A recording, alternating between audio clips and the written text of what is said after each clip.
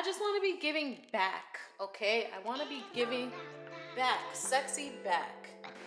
Good morning, guys. So I am wearing my workout clothes because I'm about to head to the gym. Ooh, that dryer. All right, I'm wearing my workout clothes. This is my body before the gym. I'm gonna do upper body today. I never do upper body because I hate it. This will be great because since this is gonna be the focus of some of my vlogs moving forward, it's gonna provide me that extra layer of accountability that I really need right now. Streak. This is supposed to be a streak-free shine. All I see are streaks. Right now I'm gonna be wiping away this part of me that doesn't have the best habits, especially eating. I'm gonna really focus on hitting my protein every day and just balancing my nutrition. Drinking water because your girl never drinks water. This is where I'm at right now. And I don't think that I look bad by any means. I just know that I could look better. Especially for the level of inconsistency that I've had the last month. I feel like this is a pretty good starting point considering, because in the past when I've fallen off, other areas make it really difficult to come back. Like if I'm overeating or I just don't have the best habits in general. One of my problem areas is this back though, and not the upper back like a lot of people have. Like I don't have a big top back. Sometimes when I really gain weight, that's where it goes first. But for me, it's my lower back. I don't know if you guys can see it. And I know a lot of people are going to be like, oh, that's skin. Oh, it's skin. It's your skin. It's because the way you're twisting. No, guys. My back looks the same when I'm just standing still straight. It doesn't look that bad right now, but sometimes there'll be like 3 or 4 of these things just back here. But I want to make sure that my back really slims down. It looks okay right now because of the way that I'm posing. But this is definitely a problem area, especially when I wear lower cut back shirts or dresses. I just want to be giving back, okay? I want to be giving back, sexy back. But yes, this is what we're working with. Again, it's not a bad starting point. I'm just ready to be shredded. Shredded, but strong. So that's the goal. All right, look at them. Look at this. This is the start of this series of vlogs, How to Build a Baddie with Ashley Rock. Please stay tuned.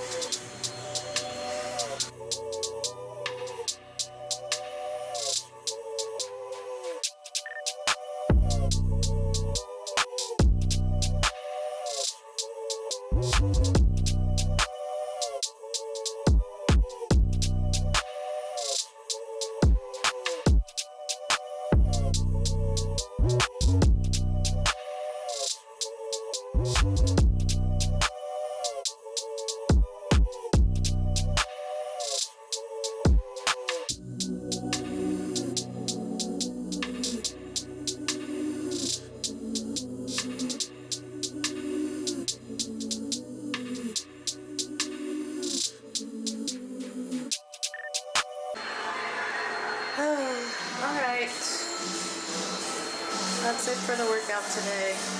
Time to go figure out some food. I need more apples. I don't know if you guys know this, but I love apples right now. It was strawberries during the summer and now it's apples. So we'll probably make a salad of some kind, and I don't know. I might have to pick up some protein powder or something so that I can start being consistent again.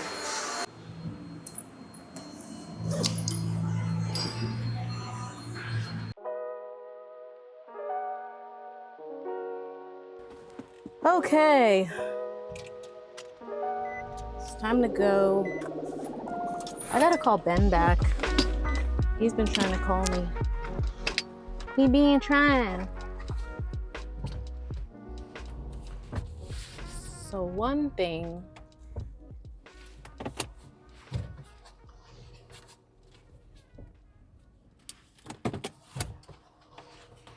Okay, so we are heading out right now, and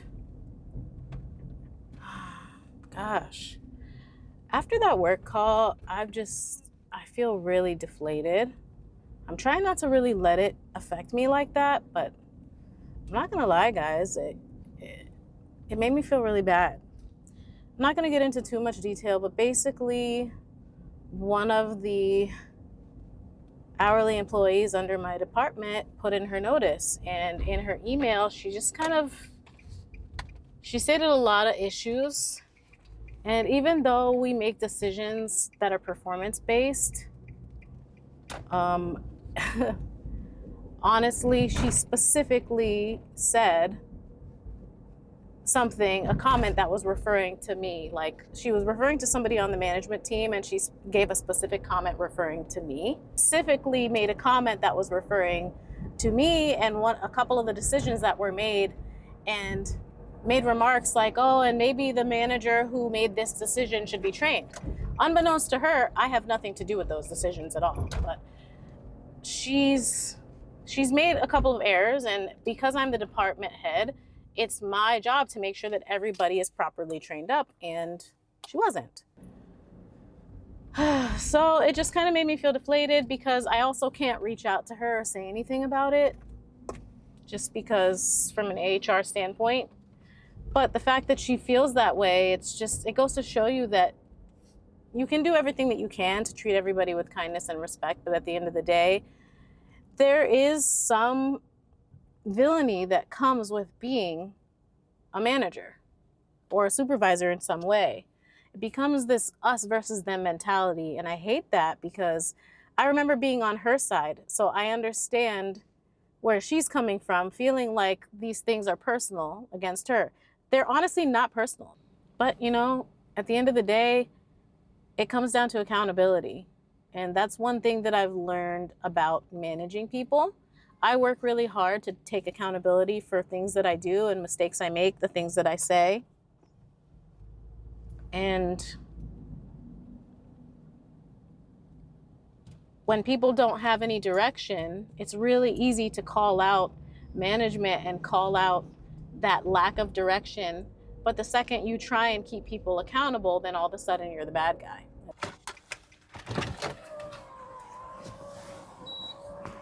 But I guess that's what comes with being a manager. You want to be the fun one and the nice guy all the time, and the second you keep people accountable and you're not the nice guy, they feel attacked. I think what I need to do is work on finding that balance, because I'm realizing that in itself is me not setting a boundary. It's kind of like that in itself is not setting a boundary. All right, I just got back from Whole Foods. Let's see what I got. We got some food from the hot bar. I love the hot bar at Whole Foods because honestly, the food is bomb, but it's quick, it's easy, and they list the calories of everything. So in here we have some chicken tenders and some mac and cheese. That's what I'm gonna eat right now. I also got some lobster bisque, some oyster crackers to go with my lobster bisque. This I actually might eat right now.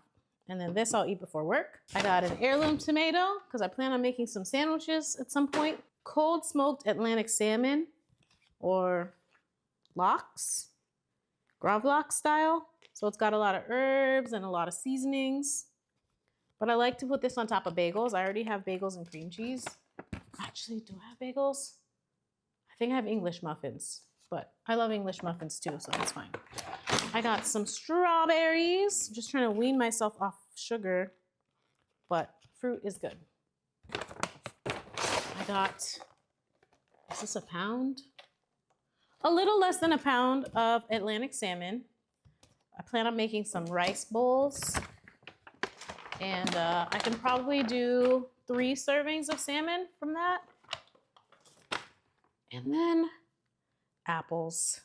I don't think you guys understand. I love apples. Like, I'm not that excited about these strawberries because, to be honest, strawberries have not been that sweet. But, oh my God, I'm excited for these apples. They feel nice and hard too.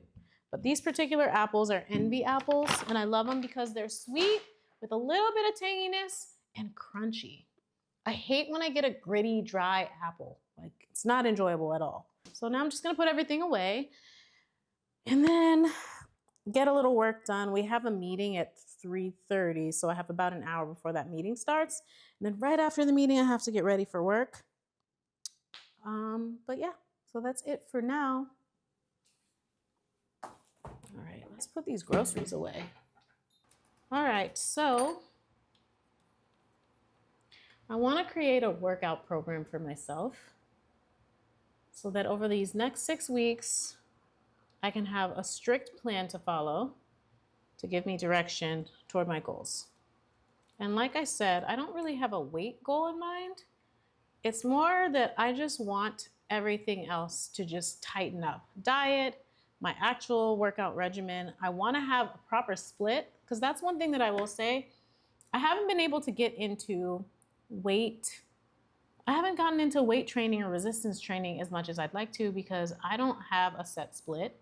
And I've followed different programs, but they just don't keep me stimulated for very long. So I want to create a program for myself that's going to keep me focused and stimulated while I'm in the gym, but yield me the results that I'm looking for. All right, I got this lobster biscuit, Whole Foods. I've never had it before, but I like crackers.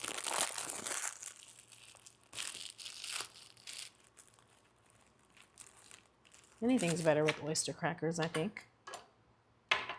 Oh, and you know what? Water. Yeah.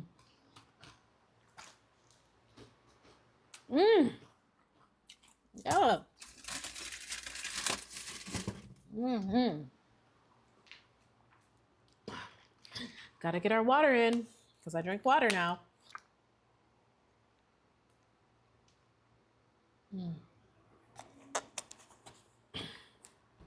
I think the key, excuse me. I think the key over the next few weeks is going to really be finding balance. I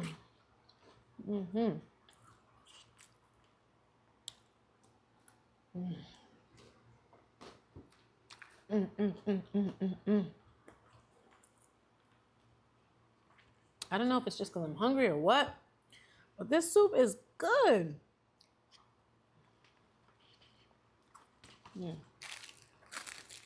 And it's quick. You know how long it took me to make this soup? 30 seconds. I grabbed a container, I scooped it in, I put the lid on. That was it.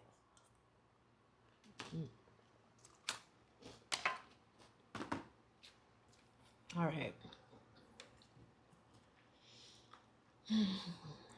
At some point, I know it's probably best that I start tracking, but I haven't tracked in a while. I actually tracked macros for a bit, and I had a macros coach. And I felt like I was so obsessive that it just wasn't good for me mentally. I feel like I got burnt out really quickly. Eventually, I do want to start tracking, but generally now I eat pretty intuitively. I know what serving sizes are just because I did track macros for so long. And that's kind of what it's about. I learned is just knowing what a portion or a serving size is so that you're not overindulging and keeping things balanced.